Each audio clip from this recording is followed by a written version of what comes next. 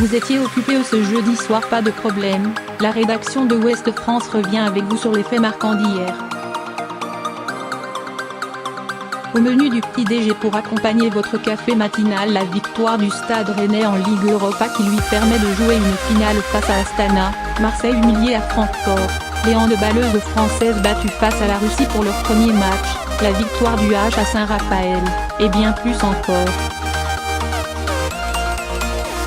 Rennes s'offre une finale, Marseille humilié. Le Stade Rennais a remporté la première victoire à l'extérieur de son histoire en Ligue Europa face à Jablonec, 0-1, grâce à un but de Clément Grenier. Les hommes de Sabri Lamouchi disputeront une finale pour la qualification en 16e de finale face à Astana le 13 décembre prochain au Rosen Park. Marseille avait la tête ailleurs, finaliste de la dernière Ligue Europa mais déjà éliminé cette saison.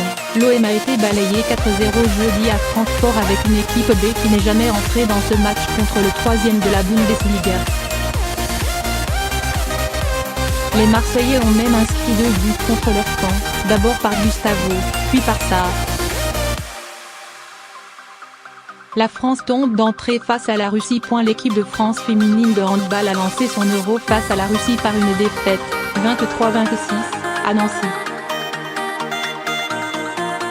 Un an après son titre mondial en Allemagne, les handballeuses françaises ont subi face à des Russes nettement meilleurs.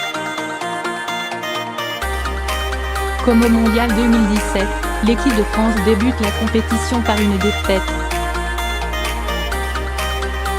Réaction attendue pour les Bleus dans 2 jours face à la Slovénie. Une deuxième défaite entamerait les espoirs de doubler des joueuses d'Olivier Krumbholz. Le H nouveau leader provisoire. Le HBC Nantes s'est logiquement imposé sur le parquet de Saint-Raphaël pour le compte de la 11e journée de D1, 20-89. Le H maintient le rythme imposé par les premiers du classement et prend provisoirement la tête du championnat. Après un début de match équilibré, le HBC Nantes, bien porté par Nicolas Clerc et Florian Delecroix, a atteint la pose en tête. Le HBC Nantes a déroulé dans le deuxième acte et signe une victoire probante. La finale de la Copa Libertadores à Bernabéu. La finale retour de la Copa Libertadores entre les 2 grands clubs rivaux de Buenos Aires, River Plate et Boca Juniors, se jouera à Madrid le 9 décembre, a annoncé jeudi à l'AFP une source proche de l'organisation.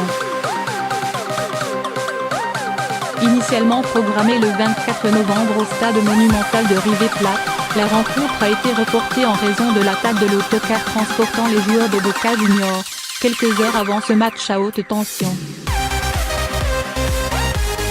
Neymar dans l'histoire. En marquant hier soir face à Liverpool en Ligue des Champions, dans la victoire du Paris Saint-Germain, Neymar est devenu le meilleur buteur brésilien de l'histoire de la compétition.